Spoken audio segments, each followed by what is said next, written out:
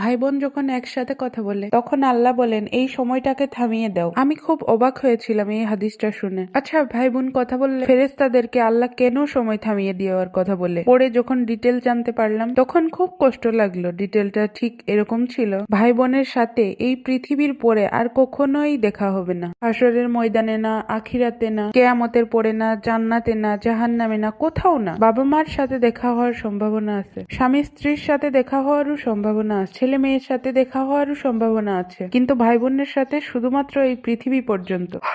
তখন এত খারাপ লাগলো ব্যাপারটা জেনে যে আমার যে বোন আছে অথবা আমার যে ভাই আছে তার সাথে কি আমার আর কখনোই দেখা হবে না? এই পৃথিবীর পরে মরে যাওয়ার পরে তার সাথে আর আমার কখনোই কথা হবে না? এত ক্ষণস্থায়ী একটা সম্পর্ক আমাদের। যারা অনেক ঝগড়া বিবাদ করে ভাই বোনদের সাথে কথা বলা বন্ধ করে দেয়, তারা না করেন না এই কাজটা। সময়টা না আমাদের খুব কম। এত কম সময় নিয়ে আমরা পৃথিবীতে এসেছি এবং এই কম সময়ের মধ্যে আমরা আবার ঝগড়া বিবাদ এইরকম করে আমাদের এত আপন মানুষ, এত কাছের মানুষ, একই মায়ের পেটের ভাই বোনের সাথে কথা বলা বন্ধ করে দিলাম। এই মানুষগুলোর সাথে তো আমাদের আর পৃথিবীর পরে আর দেখা হবে না, কথাও হবে না। কি দরকার মনে এত কষ্ট রেখে? ভুলে যায় না সব? অল্প একটু সময়ের ব্যবধান, তারপর নাই, শেষ, সব শেষ।